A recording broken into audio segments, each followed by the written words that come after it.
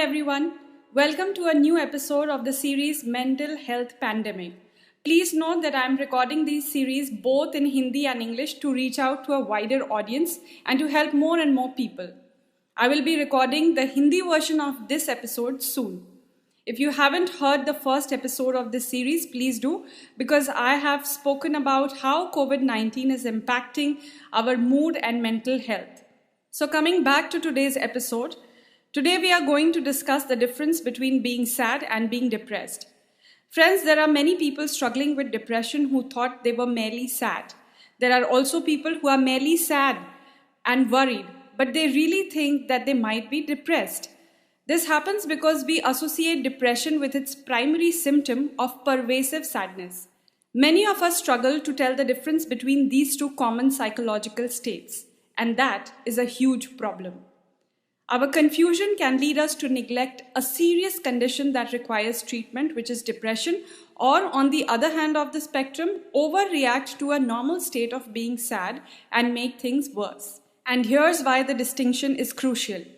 If we or a loved one are depressed, it has huge implications for our long-term mental health, physical health, and longevity. So coming to the difference between sadness and being depressed, sadness is a normal human emotion. We have all experienced it and we all will again. Sadness is usually triggered by a difficult, hurtful, challenging or disappointing event, experience or situation. In other words, we tend to feel sad about something. This also means that when that something changes, when our emotional hurt fades, when we have adjusted or gotten over the loss or disappointment, our sadness disappears or fades away. However, depression is an abnormal emotional state, a mental illness that affects our thinking, emotions, perceptions, and behaviors in pervasive and chronic ways.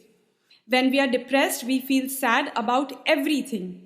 Depression does not necessarily require a difficult event or situation, a loss, or a change of circumstances as a trigger. In fact, it often occurs in the absence of any such triggers. People's lives on paper might be totally fine. They would even admit this is true, and yet they still feel horrible. What I mean to say is, since depression is a disease, it can impact anyone, irrespective of their financial or social status, irrespective of their relationship status. You might have everything in your life and you might still be depressed. Why? Because it's a disease. There's always not a reason behind depression. For example, if you smoke too much, you are more inclined towards cancer. But if you don't smoke, are you assured against cancer? No, you can still have it. Similarly, if you have a habit of overthinking or taking everything personally, you can be more inclined towards depression. Or if you have lost a loved one or are going through financially tough times, even then you are more inclined towards depression. But in the absence of all of these factors also, you can be depressed. You might have the best job, well-paying, enjoyable, you might have the best relationships and you might know all of it and still feel doomed and depressed. So next time, when you say why he or she is depressed, he or she is so successful, just remember that it's a disease and it can affect anyone. So friends, all in all, depression colors all aspects of our lives, making everything less enjoyable, less interesting, less important, less lovable, and less worthwhile. Depression snaps our energy, motivation, and ability to experience joy, pleasure, excitement, anticipation, satisfaction, connection, and meaning. All your thresholds tend to be lower. You are more impatient, quicker to anger and get frustrated, quicker to break down, and it takes you longer to bounce back from anything.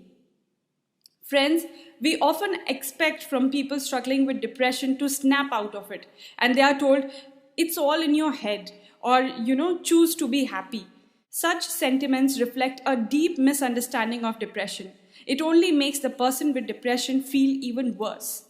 Having talked about the difference between being merely sad and being depressed, now let's talk about the symptoms of depression. As per psychology today, to be diagnosed with depression, people need to have at least 5 of the following symptoms for a continual duration of at least 2 weeks. Here's a disclaimer: be advised. The severity of these symptoms must also be considered, so please use these points only as a guideline and see a mental health professional for a conclusive diagnosis. Here are the 10 common symptoms of depression. First, feelings of helplessness and hopelessness, a bleak outlook, nothing will ever get better, and there's nothing you can do to improve your situation. Second, loss of interest in daily activities. You don't care anymore about former hobbies, pastimes, social activities, or sex. You have lost your ability to feel joy and pleasure. Third, appetite or weight changes. Significant weight loss or weight gain, a change of more than 5% of body weight in a month. Fourth, sleep changes. Either insomnia, which is lack of sleep, especially if you wake up every day in the early hours of the morning, or you are able to sleep only for 2-3 hours and then you wake up too early. Or oversleeping. Yes, even if you are sleeping too much, that's a change in your sleep cycle and that can be a symptom. 5. Anger or irritability. Feeling agitated, restless, or even violent. Your tolerance level is low, your temper short, and everything and everyone gets on your nerves. 6. Loss of energy. Feeling fatigued, sluggish, and physically drained. Your whole body may seem heavy, and even small tasks are exhausting or take longer to complete. 7. Self-kicking. Strong feelings of worthlessness or guilt.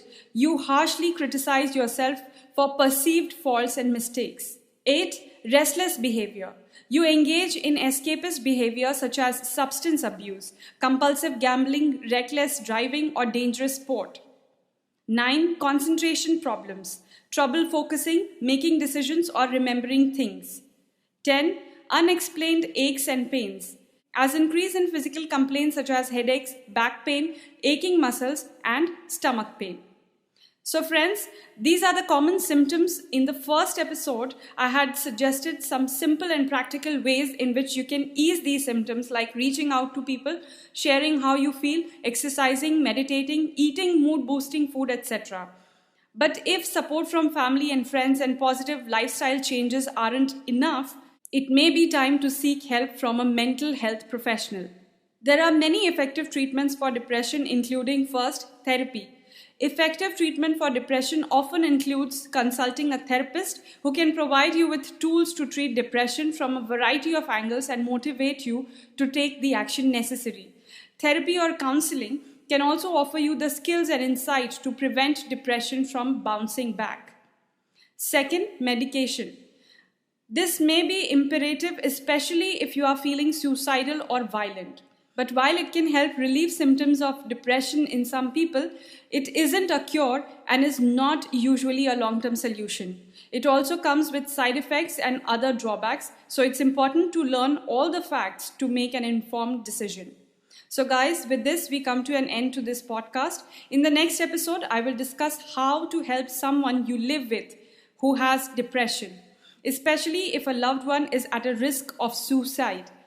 Friends, many people who are depressed find it difficult to ask for help and to let others know how they are feeling. Don't assume someone is okay just because they say they are. What can you do in such times? What are your roles and responsibilities as a friend or an attendant? And how can you help? We will discuss all this in the next episode. Stay tuned and do subscribe to my channel, guys. I researched many websites and articles to come up with these podcasts. I will be more than happy if you show your support by subscribing to my channel. Thanks for listening.